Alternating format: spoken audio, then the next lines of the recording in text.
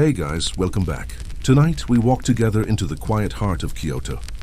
The hour is late, the air is cool, and the city seems to breathe with you.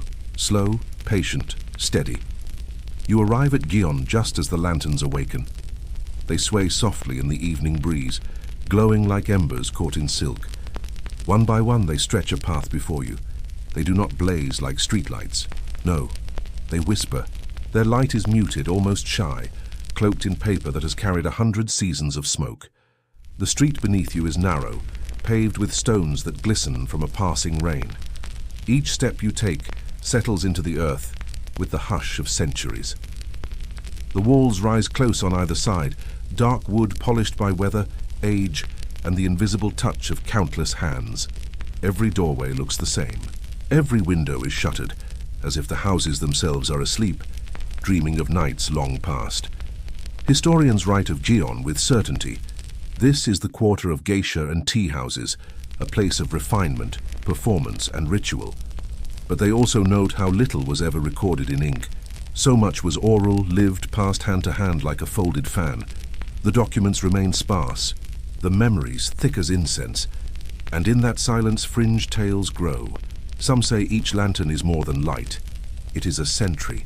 It remembers the faces of those who passed beneath it. It keeps their secrets, glowing softly so no one else can see. Others whisper that the lanterns are omens. If the flame flickers just as you pass, someone inside has spoken your name. You pause beneath one. It creaks gently, the paper shade brushing shadows across your sleeve. The color stains your skin, honey mixed with blood.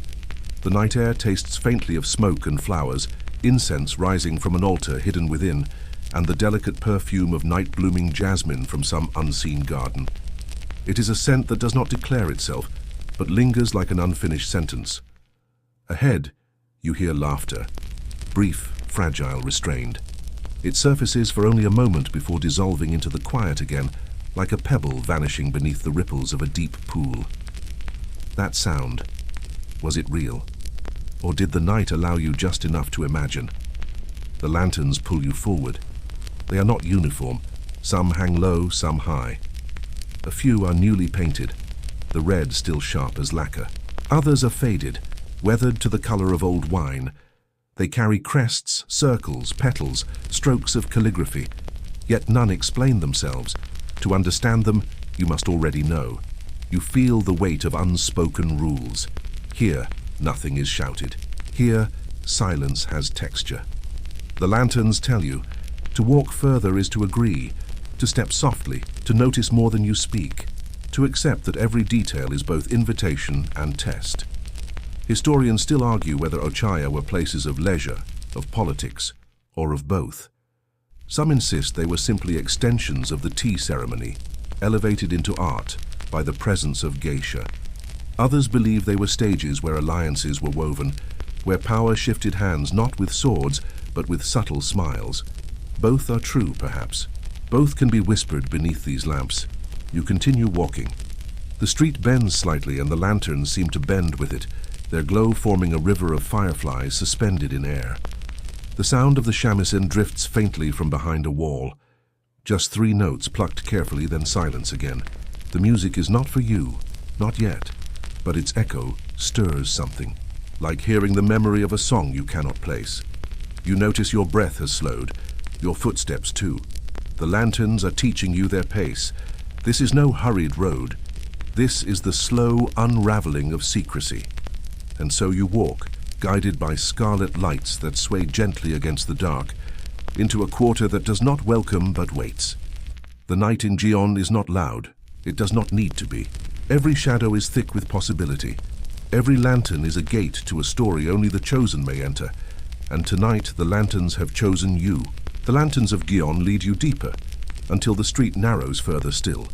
The walls rise higher, their beams blackened with age, their silence thick enough to muffle even the sound of your own breath. Here, the Ochaya wait. They do not beckon you with signs or banners. There are no painted crests above the doorways, no names to call from the street. Each entrance is deliberately plain, a sliding panel of cedar or cypress, smoothed by centuries of hands that never lingered. At first glance it feels almost disappointing, so simple, so ordinary. But then you look again, and you realize that this simplicity is the mask. The plainness is the code. To those who belong, nothing more is needed. To outsiders, there is nothing to find. Historians describe this quiet architecture with careful admiration. They note how the Ochaya seem to erase themselves from the city, their facades blending seamlessly into the row of houses, as if to vanish from unwanted eyes. Some scholars argue this was pure discretion, a method of protecting clients, men of rank and fortune who could not risk public exposure. Others believe it was an art form in itself, the entrance as the first test of perception, the first veil in a night of veils. Fringe tales wander further. There are whispers of men who mistook one door for another, seeking entry where they did not belong. Some say they were quietly turned away. Others claim they were never seen again, swallowed by the silence of these houses. No records exist. No names survive, just a warning retold in hushed voices. Never knock if you are not called. You stand before one such door now. It is taller than you expect, but narrow. A slit in the wall, an opening that seems less to invite and more to observe. The wood carries a faint sheen, polished by oil, by rain, by time itself. Your reflection bends faintly in the lacquer, a shadowed version of yourself, hesitating. You raise a hand. Your fingertips brush the grain. It is cool, smoother than glass, yet alive with the quiet pulse of something kept hidden. The lantern light above casts a ripple of warmth across it, and for a moment it seems the door is breathing. Inside nothing stirs, no voices, no movement, and yet the silence feels crowded, as though dozens of eyes rest just beyond the panel, watching, weighing. You recall what scholars write. Entry into an Ochaya was never casual. One did not simply arrive. One was invited, escorted, permitted by the unseen hand of the okami-san, the mistress of the house. Without her nod, the door might as well be carved into stone. And here is the fringe again. They say some okami-san could sense an intruder without sight, that the wood itself would stiffen under the touch of the unworthy, that a chosen guest would feel the door yield slightly, almost sigh before sliding open, which are stories, of course. But standing here now, your hand against the panel, you wonder. You withdraw your hand. The silence deepens, filling the space you leave behind. The lantern above flickers, its paper shade rustling like a whispered warning. The door remains closed as it should. Not tonight, not yet. As you step back, you notice something else. Each Ochaya is alike in its refusal to reveal, and yet, to the trained eye, each carries its own subtle sign. A slightly different width of beam, a faint crest hidden near the eaves, a mark worn into the threshold, a secret language, invisible to most, yet as obvious as a shout to those who know. You walk further, passing door after door, each a sentence unfinished, each a story half told. Some lean forward, others stand rigid. Some hum faintly with the energy of voices inside, while others sit in deeper silence as though asleep. The silent doors of Gaon are not merely wood and paper. They are thresholds between the ordinary and the forbidden. They are pauses, breaths held, moments stretched across centuries, and tonight you are the listener at their edge. You walk on, guided by the lanterns and the hush of your own steps. The street widens a little here, just enough for you to breathe. And suddenly, the thought occurs to you, isn't a tea house just a tea house? Wooden walls, sliding doors, guests inside sipping warm cups, exchanging quiet words. But no, Kyoto keeps her categories sharp. There are tea houses, and then there are Ochaya. They share a name, but they are not the same. Historians write this distinction carefully. A tea house, chaya, could be simple, public, even common. A place for any traveler to pause, to warm hands around a bowl of tea, to gossip about the weather or the road ahead. These houses stood along highways in villages, welcoming anyone with coins and thirst. They were part of the landscape, as ordinary as rain. An Ochaya, though. An Ochaya is different. In Kyoto, the Ochaya belongs to another world. It is not a place you stumble into on your way home. It is invitation only, sealed away behind the silent doors you passed earlier. Here, tea is not the purpose. Tea is the prelude. Ochaya are houses of performance, of art, of secrecy wrapped in ceremony. Some scholars insist that Ochaya were built to elevate the tea house tradition into refinement, a higher form, where geisha would perform, where games and music and dance wove themselves around the steaming cups.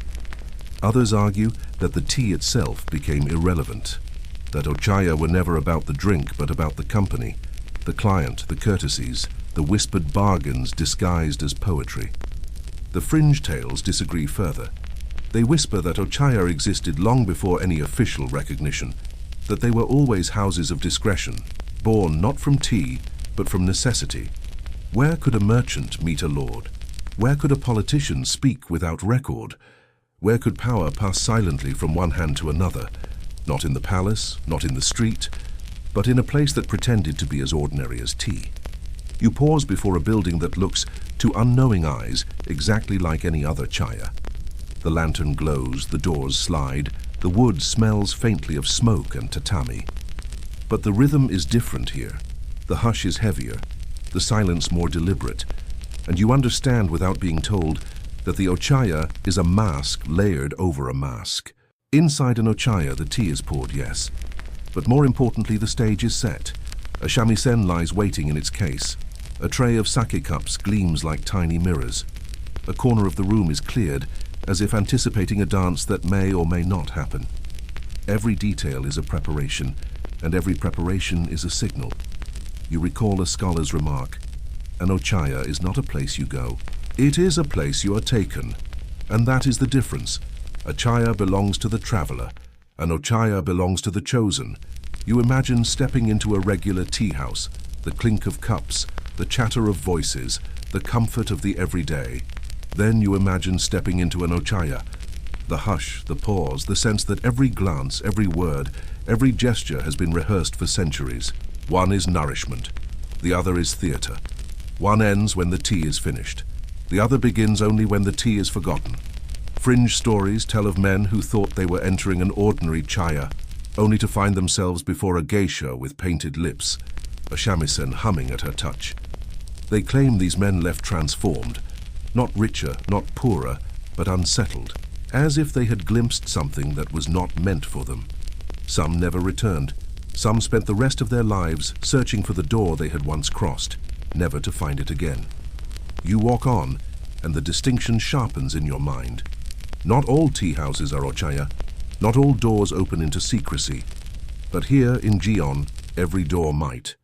And that is the power of the place. Even the ordinary walls carry extraordinary shadows. The lanterns dim as you walk deeper. The air cools, as if even the night has decided to hold its breath. And here, at the heart of the Ochaya, you begin to sense the presence of someone unseen. Every Ochaya has its mistress, not a geisha, not a guest, but the okami-san. Historians describe her with respect, a woman of authority who oversaw the house, who guarded its reputation with the precision of a blade. Her task was simple to name but impossible to master. Decide who enters, decide who is welcomed, who is turned away, and who is never acknowledged at all. Some records describe the okami-san as elderly, a matron with hair silvered and eyes sharp enough to cut glass.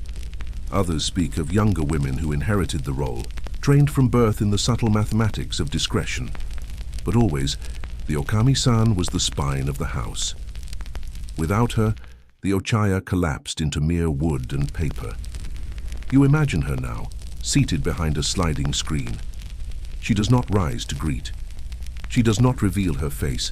A servant whispers in her ear, and she decides with the smallest nod, yes, no, perhaps later.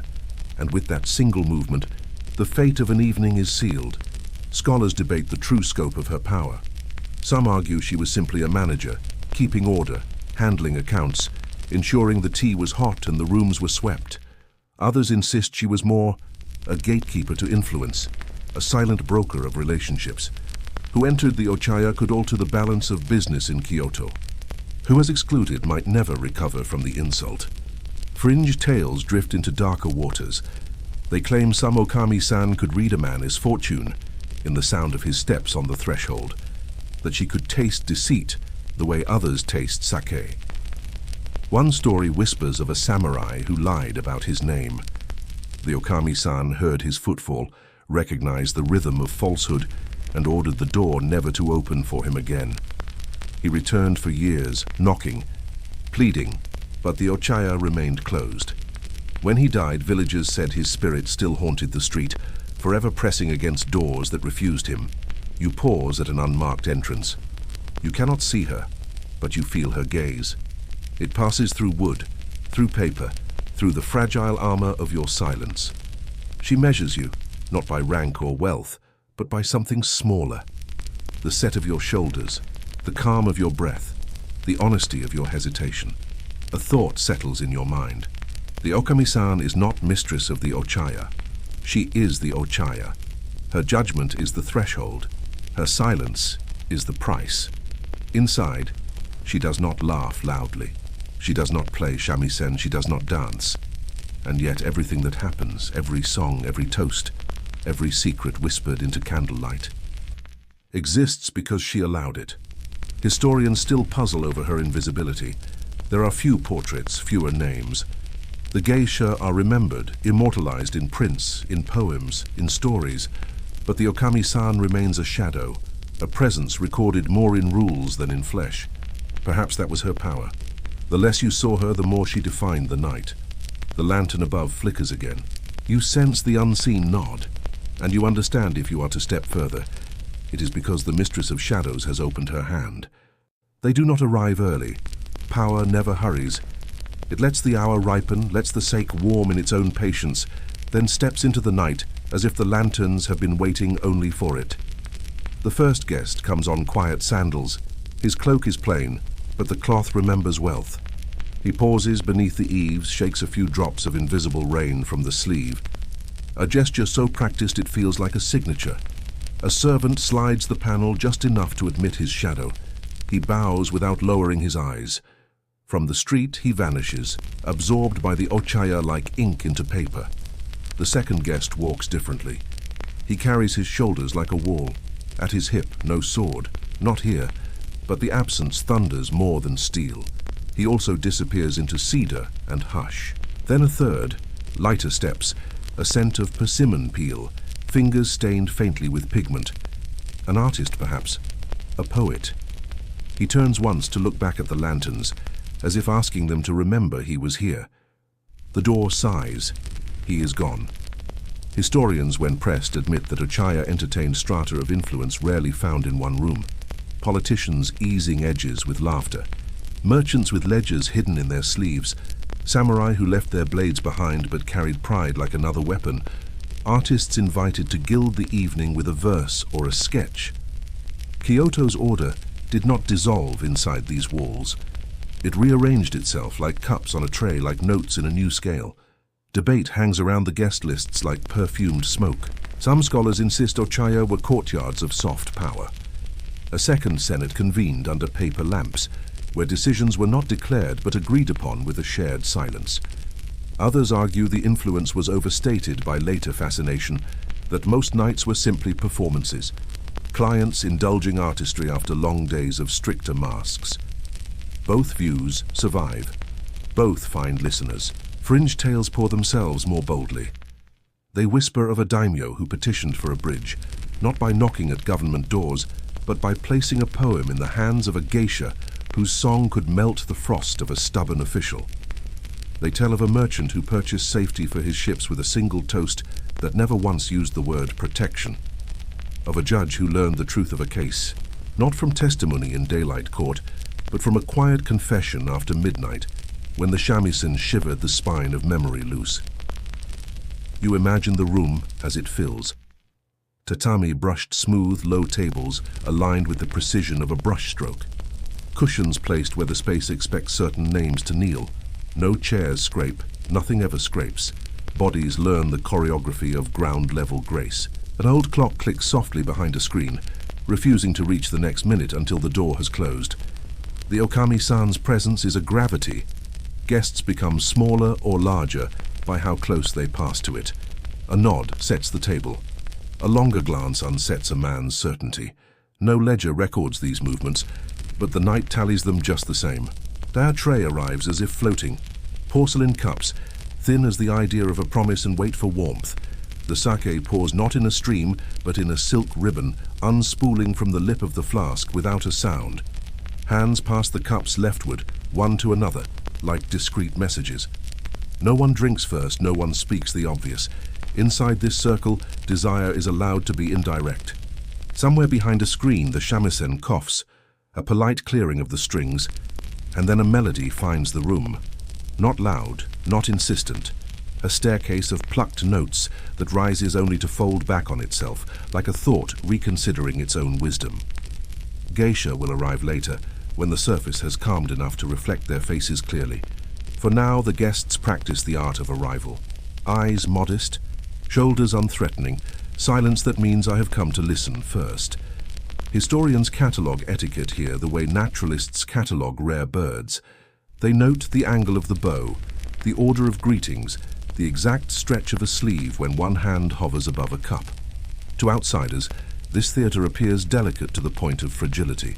To insiders, it is iron, rules that prevent the room from breaking under the weight it is asked to carry. The fringe insists on a hidden lexicon, a fan tapped twice against the wrist, another bottle for the quiet man. A sleeve lifted as if to scratch. Leave now, a spy has arrived. A laugh held 3 heartbeats too long. Forgive me, I must refuse. Whether these signals existed, or were only dreamed by those who long to belong, is impossible to prove. But the night behaves as if such things are true, and perhaps that is enough. You notice hands that bargain more gently than mouths. A merchant's thumb traces the rim of his cup when the conversation nears risk. A samurai's fingers flatten against his knee when pride begins to swell. A poet's palm floats in small circles, drafting new metaphors in the air where no ink can betray him.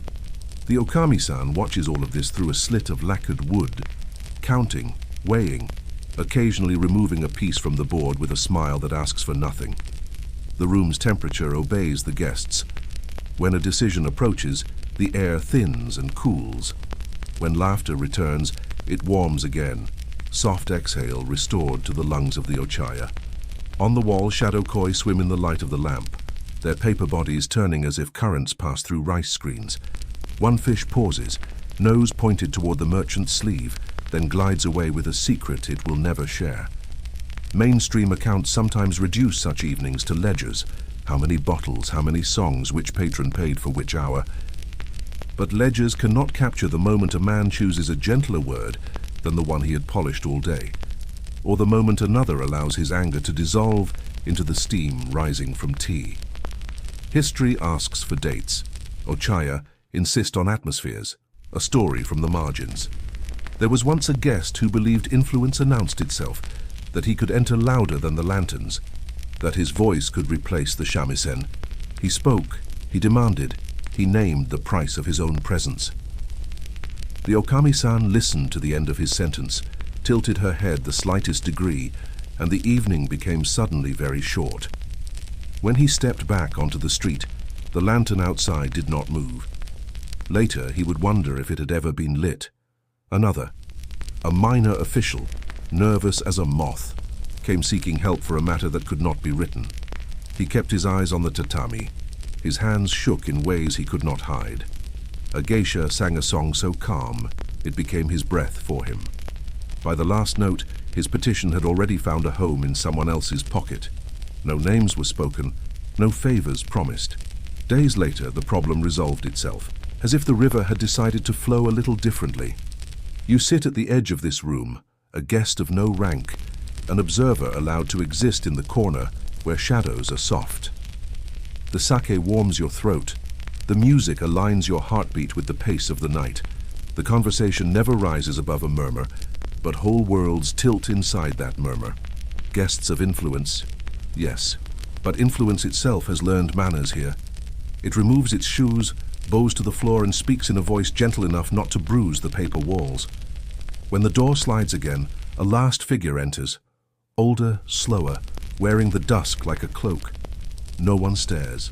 No one needs to. You feel the room adjust as if a new planet has taken its place in the sky. Even the koi shadows pause. The okami-san does not appear. She does not need to. Only the lantern brightens by a single shade, and somewhere behind the screen, a sleeve whispers across wood. The game has acquired another rule. You will not be told what it is. You will only feel its kindness. Outside, Kyoto exhales again.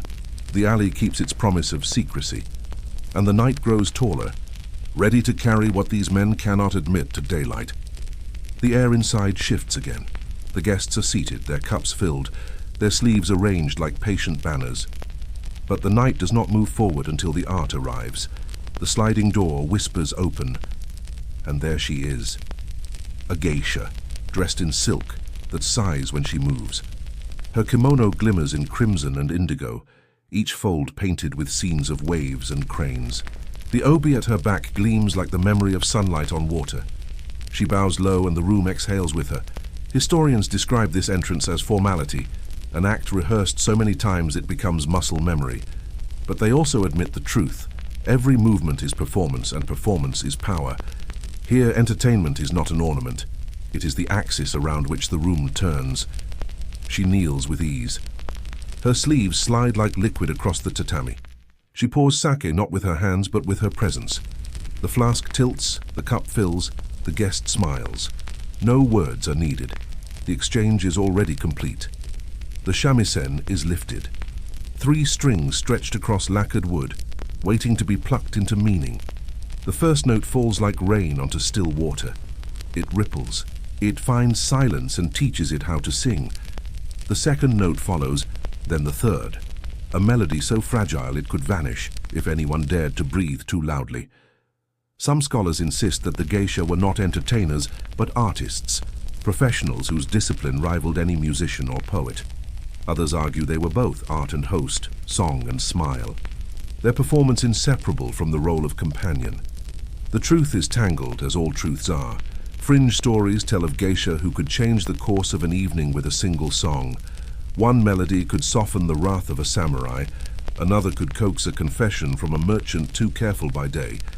There is even a tale of a politician who forgot his own lies, because the shamisen reminded him of a childhood he could not deny. Music does not demand truth, but sometimes it makes falsehood impossible to carry. Games begin. Not the clumsy games of taverns, but delicate contests of wit and rhythm. Fans are folded and passed like secret messages. Dice tumble in porcelain cups, their sound muffled like laughter hiding its teeth. One guest loses, another wins. Yet all of them are bound together by the same ribbon of play. The stakes are never the dice. The stakes are the glances, the soft touch of sleeve against sleeve, the pause that lets a man believe he has been seen. You notice how nothing is direct. Desire never declares itself. Affection never arrives unclothed. Every compliment wears the mask of a joke. Every promise hides inside a poem. This is the art of entertaining, not to give, but to suggest, to allow the guest to unwrap meaning with his own imagination. The geisha's laugh drifts into the room, low, restrained, threaded with warmth. It is not loud, not careless. It arrives just enough to fill the spaces left empty by the guest's restraint. Historians note this balance again and again. The geisha's voice as counterpoint, never drowning, never silent. Like the lanterns outside, she illuminates without revealing. Another geisha enters, younger, her face still painted with the softer colors of a Maiko. She moves with a careful eagerness, a student rehearsing the posture of a master. She kneels too quickly. Her sleeve brushes against a cup. The older geisha's glance corrects her. The girl bows lower, and the lesson is absorbed without a word. The fringe tales smile here. They say every mistake of a Maiko is recorded in the Ochaya itself, that the wood of the floor remembers stumbles, and that the lanterns flicker slightly when inexperience touches the room. Whether true or not, you notice the older geisha's poise grow heavier, as if to shield the room, to protect the illusion that perfection is eternal. And so the art continues. Song follows drink, laughter follows song. Game follows laughter. Not in chaos, but in careful rhythm, as though the night itself were an instrument being played. You sit at the edge of it all. The shamisen hums through your bones. The sake warms your chest. The shadows flicker and lean close, like old companions whispering secrets you almost remember. And you realize The art of entertaining is not a performance placed before the guests. It is a net woven around them, a gentle snare made of sound, silk, and suggestion. By the time you notice, you are already caught. The shamisen strings still hum in the corners of the room. Sake cups rise and lower in rhythm, like tides swelling and receding. Laughter begins to loosen its grip, threading through the smoke of candles, catching on the lacquered walls like bright silk snagged on a nail. At first it feels simple. Men enjoying themselves, geisha smiling, the night finally allowing its breath to quicken. But you begin to notice that laughter here is never alone. It carries a shadow. It hides another voice inside itself. Historians write that Ochaya were not places of frivolity. They were places of masks. The mask of ease, the mask of friendship, the mask that lets one man lean close to another without the world suspecting a transaction is being arranged.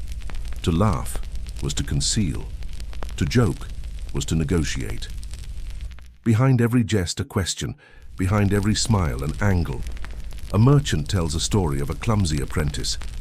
The table ripples with amusement, but his hand drifts toward his sleeve, where a folded paper hides a figure, a debt waiting to be shifted into someone else's pocket.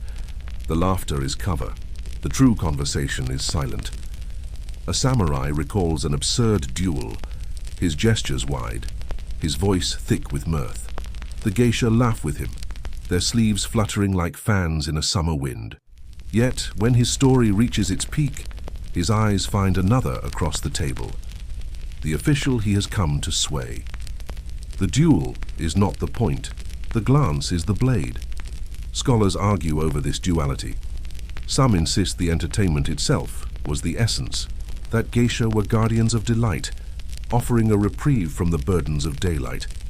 Others counter that the delight was the smokescreen, that the true business of Kyoto often began with a shared laugh. Both sides nod at each other across time, each refusing to yield completely. The fringe tales as always step further. They whisper of a night when an entire treaty was drafted in laughter. Every clause hidden in riddles, every compromise disguised as a punchline. The guests left drunk on mirth, yet the next morning ships changed harbors and taxis bent like bamboo in the wind. You sip your sake. The warmth slides into you like a secret gently poured. The geisha clap softly as they begin another game, a contest of quick wit, where the loser must invent a poem from the night's smallest detail.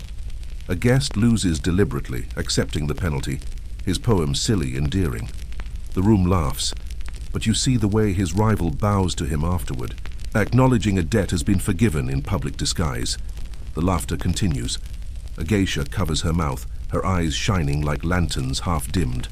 A guest tips back his head, but his other hand pushes a small token across the tatami, a lacquered comb, the kind that carries more promise than any letter. The exchange is invisible to all but the night, and the night, faithful as always, refuses to speak. Historians still debate how much of Kyoto's history was inked on scrolls, and how much was inked in air, written in the creases of laughter. Some records survive, many do not. But the Ochaya walls, if they could talk, would tell of alliances born from jokes too long, of betrayals softened by a toast, of futures decided by whether a room found a story amusing. The shamisen strikes another note. A geisha leans forward, her sleeves spilling across the tatami like a tide. She adds a clever twist to a guest's story. The room bursts open again, not in chaos, but in harmony. Every voice carries its own timbre, yet together they weave a sound that feels intentional, as if the night itself were conducting. And you sit there watching the laughter roll back and forth, a tide that hides treasures in its foam. You realize that the Ochaya's truest art is not the music, not the sake, not even the performance. It is this: to make men believe their secrets are safe because they are drowned in joy. The lanterns outside sway, the streets beyond remain silent, and inside the laughter continues. As endless as the shadows it conceals, the laughter fades into a hum, and the room exhales into a slower rhythm. It is time for the sake to speak. The flask is lifted again, its neck held with 2 fingers and a grace learned over decades. The geisha tilts it carefully, pouring a stream so thin it resembles a thread of silk unraveling in candlelight. The cups are small, so small that each seems more symbolic than practical. Yet this is their trick. 100 tiny sips will drown a man more surely than a single gulp. Historians record the sake rituals as precise, rooted in etiquette older than the Ochaya themselves. Never pour for yourself. Always offer with both hands. Bow slightly as the cup is received. What seems like drinking is actually choreography, each gesture binding the guests closer, making the act of drinking inseparable from the act of belonging. But others argue that the ritual was camouflage. The sake was no longer about thirst, it was about permission. A man who accepted a cup was accepting the unspoken rules of the house. A man who declined, well, he rarely declined twice. The fringe stories fill the gaps. They speak of sake brewed not for flavor, but for secrecy. Flasks infused with lotus petals said to blur memory, with herbs that softened anger, with powders that left the tongue slow and clumsy. Some claim the recipes were whispered only between okami-san and her chosen brewer, and that no guest could ever be certain if his clarity belonged to himself or to the house. A geisha kneels beside you. Her sleeve pools across the tatami, a river of crimson touched with threads of gold. She lifts the flask, tips it toward your cup, and you bow without thinking. The warm liquid glows as it fills, and for a moment the surface reflects the lantern's fire like a captured star. The first sip is gentle, rice, water, and thyme distilled into warmth. The second sip is different. The edges of the room soften, as though paper walls have exhaled, as though the night itself has drawn closer to your ear. You listen harder, but the voices blur together, their meanings shifting like shadows in smoke. Historians still debate how drunk these gatherings truly became. Some argue that moderation was the rule, that too much sake would loosen tongues too far. Risking secrets meant only to hover, not spill. Others insist the intoxication was intentional, that men who never yielded in daylight yielded easily after the fifth refill, their pride dissolving as steadily as their sobriety. You watch as cups are raised, as laughter resurfaces, as the shamisen leans into brighter notes. A merchant blushes under the weight of his drink, his words tumbling out like coins spilled from a torn pouch. A politician leans back, his smile wider than his memory will allow tomorrow morning.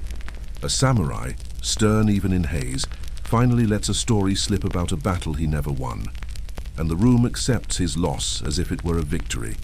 The geisha keep pouring. Their wrists do not falter, their smiles do not dim. They are guardians of the flow, measuring not just cups but moods, knowing when to refill, when to let the cup rest empty, when to distract with a song instead of another sip. Fringe tales whisper that some nights were drowned deliberately, that an inconvenient guest might be offered one cup too many, that a man too careful by day might be coaxed into mistakes by night. No court ever proved such things, but no court could ever enter these rooms either. The paper walls remember, the city forgets, your own cup empties again. It is filled again, and with each cycle your thoughts drift further from edges and closer to the center of the night. The sake does not demand your surrender. It coaxes it, cup by cup, until you no longer care where surrender begins. The lantern outside flickers. The alley beyond grows darker. Inside, the forbidden drinks do their work, turning silence into song, turning strangers into confidence, turning the Ochaya into a place where truth and illusion can share the same cup. The sake glows in shallow cups, the shamisen hums in steady phrases, and the Ochaya itself seems to breathe with the rhythm of its guests. Yet beneath all the laughter, beneath the warmth, another force binds the night together: silence. Not the silence of absence, but the silence of discipline, the silence that keeps words inside walls.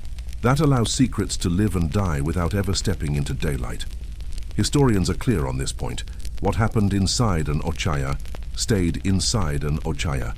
No ledgers recorded conversations, no scrolls noted the agreements shaped in laughter. Even the servants who carried trays and swept tatami were trained to forget by morning. The rule was unwritten, yet it carried the weight of law. Some scholars believe this silence was simply pragmatic, a courtesy to powerful guests whose reputations could not afford exposure. Others insist it was more ritual than necessity, a code that elevated the Ochaya into something sacred, a sanctuary where words floated for a night and then dissolved with the smoke of the last candle. The fringe tales sharpen it further. They claim the okami-san would punish loose tongues without hesitation. A servant who gossiped might never serve again. A guest who broke trust might find no Ochaya door ever opened to him again.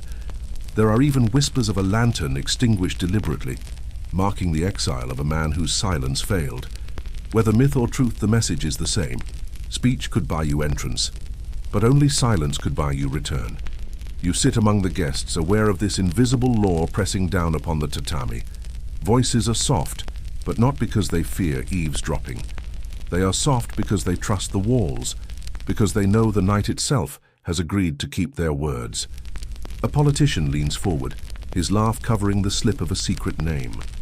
The geisha smiles, her eyes promising she heard nothing, her song sweeping the room into safer waters. The secret does not escape. It has been buried in melody. A merchant drops a figure, a number larger than his rivals expected. There is a pause, then a joke to drown it, a refill of sake, and the conversation drifts elsewhere. By dawn, the number will belong only to the paper walls. Historians debate whether this silence was ever broken. Some suggest that spies crept into Ochaya, that rivals bribed servants for whispers. But no evidence survives, and perhaps that is the best proof. The Ochaya's first loyalty was always to its own secrecy. Loose words could tear the fabric of its existence. Tight silence stitched it stronger. The fringe tells darker stories. They speak of a guest who spoke too much outside, boasting of what he had heard, laughing too loudly at confidences that were not his. The next time he came, the lantern above the door did not glow. The panel did not slide. The Ochaya had erased him. To vanish from these houses was to vanish from Kyoto itself. You take another sip of sake. It tastes heavier now, as though the liquid carries not only rice and water, but the weight of promises unspoken. The room feels smaller, not from walls closing, but from secrets thickening the air. A geisha passes close, her sleeve brushing your shoulder like a hush. She glances at you, and though her lips do not move, the meaning is clear. You will remember tonight, but you will never repeat it. Silence here is not emptiness. It is currency. It is the invisible ink in which the night writes its agreements, and you, seated in its glow, have just signed your name by breathing along with it. The shamisen lingers on its last note, and the guests settle deeper into cushions, their sleeves like shadows folding across the tatami. The sake is warm, the laughter steady, and now the younger ones step forward. The Maiko, apprentices, trainees in paint and silk, girls whose futures balance on the sharp edge of discipline. Historians describe them as the lifeblood of Gion, the promise of continuity, the assurance that the Ochaya's art will never dissolve with time. They entered their apprenticeship as children, leaving behind families, taking on new names, learning to live as if the house itself had become their blood. Their training was relentless, walking with tiny, careful steps in heavy sandals, learning the shamisen until calluses formed, then split, then hardened again, memorizing the dances, each gesture traced from centuries-old ink paintings, mastering the subtle architecture of conversation, when to laugh, when to bow, when to let silence speak instead of words. A Maiko enters the room now. Her kimono is brighter than the geisha's, a cascade of crimson patterned with white cranes. Her obi is long, trailing like a river. Her hair is heavy with ornaments, dangling blossoms trembling with each step. Her face is painted in the pale mask of training, her lips only half red, signaling that she is still unfinished. She bows too deeply. Her sleeve brushes the tatami. A soft ripple of amusement passes through the room, not cruel but affectionate, the way elders watch a child stumble through her first recital. Historians still argue about the severity of a Maiko's trials. Some accounts paint them as gentle apprenticeships, filled with sisterly guidance and ritual. Others speak of cruelty disguised as correction, exhausting lessons, humiliations meant to carve away weakness. Both survive in memory. Both hide in the painted smiles of photographs. The fringe tales whisper harsher truths. They say a Maiko who failed too often was quietly sent away, her name erased from the registry, her ornaments taken back into storage. Her shame was not spoken, but the absence of her laughter was noticed. There are stories, too, of girls who endured brutal tasks. pouring sake until their arms shook, dancing until their feet bled. Their tears painted over before the next guest arrived. The young Maiko kneels at the low table. She lifts the flask of sake with both hands. The weight tips, and for a moment it seems she will spill, but she steadies it. The cup fills. The guest smiles. The geisha at her side inclines her head slightly, a correction disguised as encouragement. A new game begins. The Maiko claps in rhythm, her voice high, unsteady, but sweet. She laughs a heartbeat too soon, and the geisha covers the moment with her own measured laughter. The room accepts the stumble. The lesson is learned silently. You watch her closely. Every movement she makes is both act and exam. Every smile a test. The Ochaya does not forgive carelessness easily, and yet the room seems to soften for her, to allow her mistakes to become threads in the larger tapestry of the night. Historians note that many Maiko never graduated to full geisha. The years of trial proved too heavy. Some left, their names dissolving back into ordinary life. Others endured, emerging refined, their smiles polished, their gestures sharpened into elegance. The fringe tales add another shadow, that the Ochaya itself chose which Maiko would rise, that lanterns flickered brighter for the destined, that doors opened more smoothly, that luck and fate were as much part of training as practice, perhaps superstition, perhaps memory given color. The Maiko in front of you lifts her shamisen. Her fingers stumble on the strings. A wrong note, sharp, painful in the air. She blushes beneath the powder, but she does not stop. She adjusts, plays again, and this time, the melody flows clean. The guests nod softly, as though they too remember what it is to begin. Behind the laughter, behind the sake, the Ochaya watches. Every stumble is recorded. Every triumph is noted. The trials of a Maiko are not simply her own. They are the house's trials. It's proof that beauty and art can survive another generation. And so as the night leans deeper into itself, the young apprentice bows again. Her ornaments tremble. Her sleeve brushes the floor and her silence speaks louder than her song. I will learn. I will endure. I will remain. The Maiko lowers her shamisen, and the laughter folds back into murmurs. Candles tremble in their cups, and the Ochaya leans into a quieter hour. It is in this hush that you begin to notice there are other voices at work. Not words, not songs, but signals. Historians mention them only cautiously. A touch of the sleeve, a fan opened or closed at the wrong moment, a bow held a heartbeat too long. To ordinary eyes, these are accidents. To those trained to see, they are another language altogether. A geisha lifts her fan. The gesture seems casual, a simple flutter to cool her cheek, but you notice the way the merchant across from her adjusts his sleeve, his hand drifting toward a small pouch. The signal has been given, and an agreement has been acknowledged without a word. Another geisha laughs, her hand covering her mouth. Her fingertips tap lightly against the rim of her cup. The samurai beside her stiffens, then relaxes, as though reminded of something he had nearly forgotten. Scholars argue whether such codes truly existed. Some insist the Ochaya's language was as disciplined as the tea ceremony, a complete system of hidden communication. Others believe modern fascination has invented too much, that what we see as codes were only the ripples of ordinary gestures. But in the Ochaya, debate does not matter. What matters is the feeling that meaning lies just beyond sight, woven into the air like incense. The fringe tales go further, of course. They speak of a night when a man's life was spared, because a geisha dropped her fan at just the right moment. Of another when a fortune was lost, because a Maiko's laughter came too early, misread as refusal. They say even the lanterns outside joined the code, flickering twice to warn of spies, burning low to signal betrayal. Impossible to prove, yet you find yourself watching the flame more carefully now. A game begins again. Dice tumble in porcelain, laughter rises, but beneath it all the signals continue. A sleeve drawn back means not tonight. A fan laid flat means the guest is safe. A glance that lingers 2 heartbeats longer than courtesy allows means remember this later. You sip your sake slowly, and you realize you are learning to read the unspoken. The Ochaya is teaching you without words. Your eyes move from sleeve to fan to lantern. Patterns emerge. Conversations drift above the surface, but a second dialogue thrums beneath, like a river under ice. Historians debate endlessly. Were these signals really agreed upon?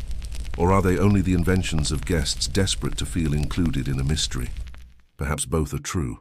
Perhaps the Ochaya gave each man the illusion of fluency. And in believing he understood, he revealed more than he knew. The shamisen plucks another note. The geisha tilts her head, her ornaments trembling. Her eyes flicker to the okami-san's screen. No words pass, yet the room shifts slightly, as if a decision has been reached. You understand at last that the Ochaya is less a house and more a language. Every candle, every cup, every laugh, every glance is part of a grammar that outsiders cannot own. And tonight, you have been allowed to overhear a sentence without ever being told its meaning. The signals pass like shadows, seen, not heard, known, not explained. And the silence that follows them is the clearest statement of all. The signals fade into the smoke of the candles. The shamisen rests, the room breathes slower, and in the space left behind, another presence begins to rise, softer than song, more dangerous than drink. Desire. Not declared, not named. Here desire is not a blaze, it is a shadow. It moves carefully, hiding in folds of silk, in the curve of a smile, in the pause between two words. Historians tread cautiously when they write of this. They repeat the official line. Geisha do not sell their bodies, they sell their art. They remind readers that Ochaya were houses of entertainment, not brothels, that the beauty of the night lay in suggestion, not surrender. But even as they insist, their pens hesitate, for everyone knows that shadows cannot be ruled by ink. Some scholars argue that the allure of the Ochaya was precisely this tension, the closeness of intimacy without the crossing of its threshold. A promise always unfulfilled. A game of nearness that kept desire alive because it was never allowed to end. Others insist that lines blurred, that behind the paper screens agreements were struck, that patrons found ways to turn shadows into flesh. No scroll can decide between them. The truth drifts like smoke, always present, never caught. The fringe tales lean eagerly into the forbidden. They whisper of lanterns dimmed deliberately, of shamisen notes stretched long enough to cover the slide of a door, of a geisha who slipped away from the stage of performance into the arms of a patron who had paid not in coins, but in loyalty or protection or silence about some other secret. Other tales paint darker images, a guest who mistook shadow for invitation, who reached where he was not welcome and found himself never welcomed anywhere again. You watch now as the geisha lean close to their guests, not touching, never touching, but close enough that the warmth of their presence sends ripples through the sake cups. A laugh lingers, eyes catch eyes, and in that instant, an entire room disappears. The guest forgets the others, forgets the shamisen, forgets the politics. There is only the shadow of what could be, hovering just beyond reach. One geisha pours sake, her sleeve brushing the edge of the guest's hand. Accident or rehearsal? The guest smiles and the game continues. Another adjusts her hairpin, her fingers lingering near her throat. The gesture is small, but the guest beside her shifts slightly closer, as if drawn by a magnet he cannot see. You sip your own cup, and the taste is different now. The rice wine carries heat, but beneath it lies something else, the ache of longing unfulfilled. Desire here is not quenched, it is cultivated, nurtured like a flame beneath glass, never given enough air to burn, never deprived enough to die. Historians argue still, was this cruelty or art? To awaken want without satisfying it, to dance on the edge of longing for the sake of performance, was it manipulation or mastery? The question remains unanswered. Perhaps it cannot be answered. Perhaps that is the point. The fringe tales add one more layer.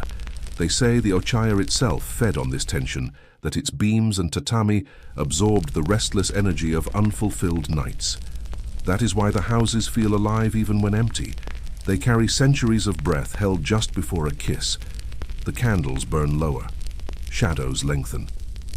And within those shadows, desire moves freely. It does not speak. It does not show its face. It curls instead along the edges of silk, across the polished grain of cups, through the silence between notes. And you, sitting among the guests, feel it too. Not the blunt heat of hunger, but the delicate ache of imagination. The shadow of desire settles around your shoulders like a shawl. It will not leave when you do. It will follow you back into the night, reminding you that some things are most powerful when they remain just beyond your grasp. The shamisen grows quiet. The cups rest empty for a moment. The geisha fold their sleeves neatly into their laps.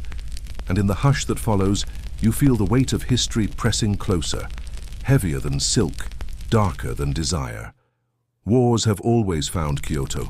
They come like storms down from the mountains, flooding valleys with soldiers, leaving scars where temples once stood untouched. And even here, in the Ochaya where shadows were supposed to protect, the wars arrived. Historians trace the centuries carefully. They note the Onin War that tore the city apart in the 15th century when Kyoto's districts burned and even Gion trembled. They note the later centuries when samurai marched through narrow streets and tea houses became shelters for both fear and intrigue. And then, much later, the Second World War, when Japan itself bent under the weight of fire and hunger. Some scholars argue that Ochaya retreated in these times, closing their doors, shutting their lanterns, waiting in silence for peace to return. Others insist the opposite, that the Ochaya became more necessary than ever. A refuge where men could pretend for a few hours that war did not exist. A place where generals drank sake beside merchants and geisha sang songs older than any empire. The fringe tales as always walk further into shadow. They whisper of Ochaya used as safe houses where spies traded secrets in the rhythm of dice games. They tell of courtesans slipping coded messages into the folds of their fans, delivering intelligence with a bow and a smile. There are stories of sake flasks carrying not rice wine but maps, of shamisen melodies embedding signals that only trained ears could decipher. One tale claims a geisha saved Kyoto itself, that she distracted a drunken officer long enough for her guest to escape into the night with a list of names hidden in his sleeve.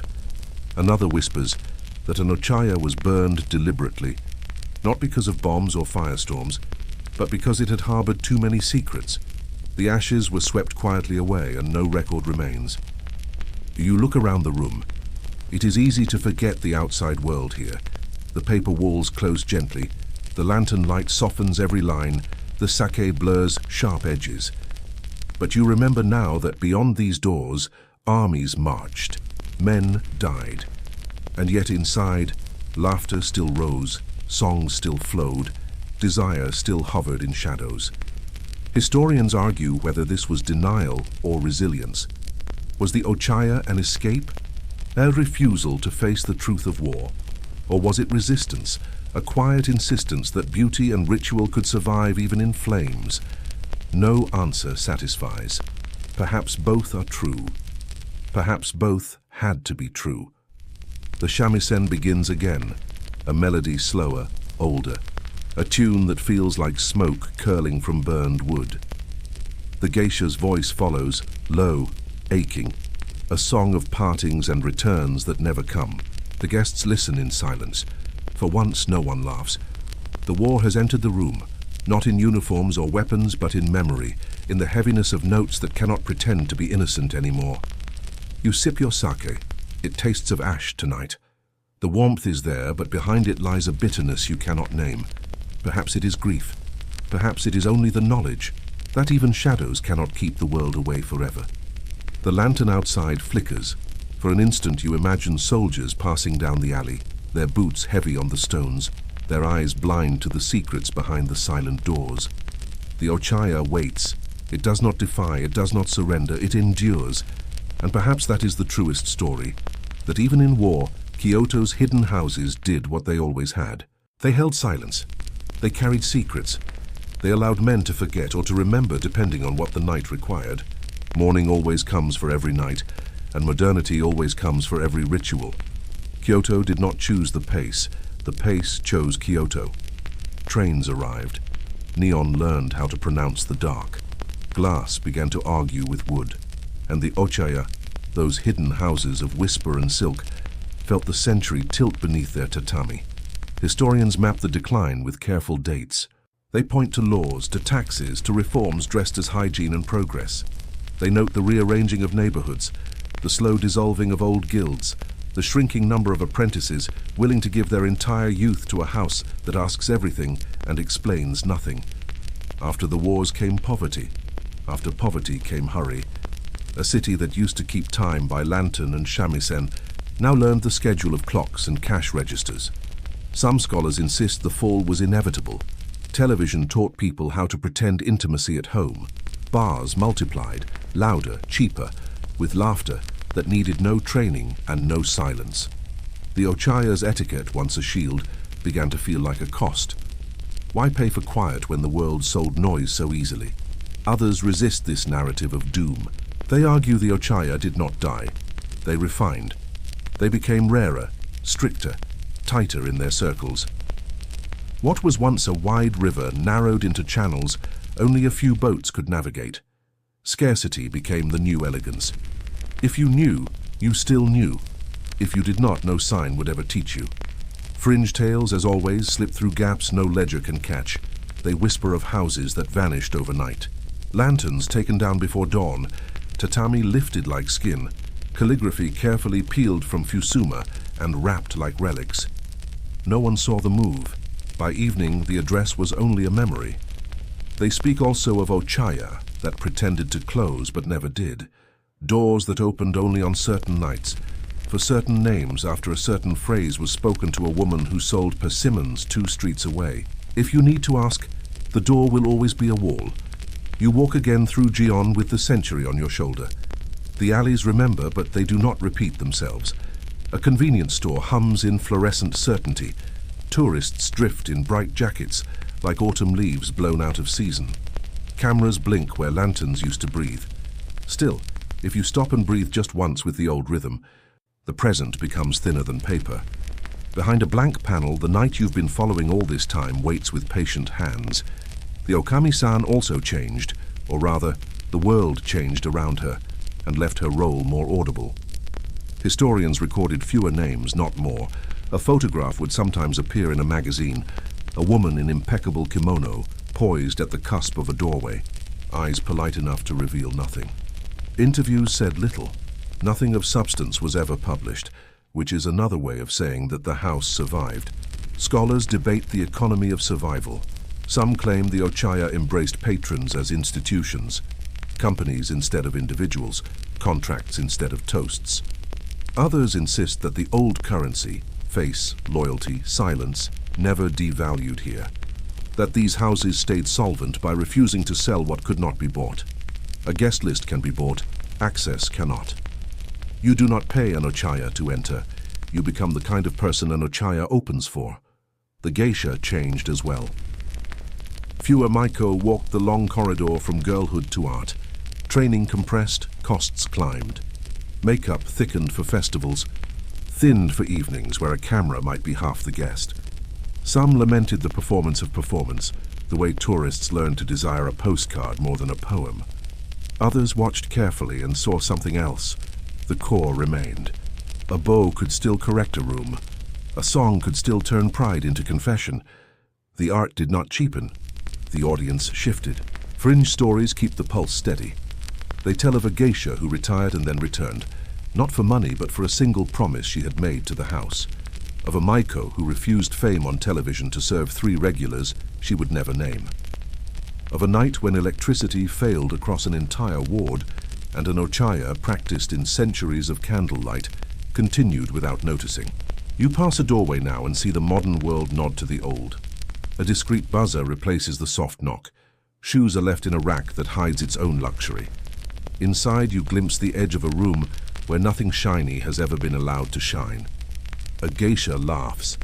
Not the high silver of stage laughter, but the low amber that means the game is working. For a moment you realize the word decline has always been a stranger here. Only outsiders measure life in straight lines. The Ochaya measures it in circles. Historians still argue whether Gion is museum or organism. Some say preservation has turned living ritual into display. Others say the ritual persists because it was always designed to fold the outside world into itself, to filter noise into music, hurry into patience, money into manners. When a form is strong enough, it does not break. It decides what may enter. The city around you climbs into glass. But the wood persists. The paper persists. The rules persist.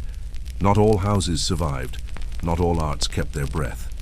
And yet, tonight, this street is lit not by neon alone, but by lanterns that refuse to forget their verbs.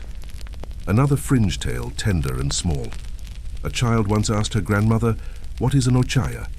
The older woman folded a napkin into a fan, placed it on the table and said, "It is a room that knows how to listen." The child grew, became a woman, and one day found herself at a plain door with no sign. She touched the panel. From somewhere inside, a listening answered. The door opened just far enough for a life to enter. And you, geek walker between centuries, understand that survival is not loud. It is not a flag waving in the new wind. It is a habit that refuses to unlearn itself, a lamp that knows how to lower its flame without dying. The Ochaya declined as rivers do, by choosing deeper channels. It survived as mountains do, by staying still long enough for weather to forget it. Night gathers once more. Somewhere a train sighs and passes. Somewhere a phone glows against a face untrained to candlelight. But here, behind a silent door, the old pace rehearses the new century into good manners. A cup is filled. A song begins. And the house breathes in a language that is not done speaking. The night draws near its end. Candles lean low, their wax pooled into soft lakes.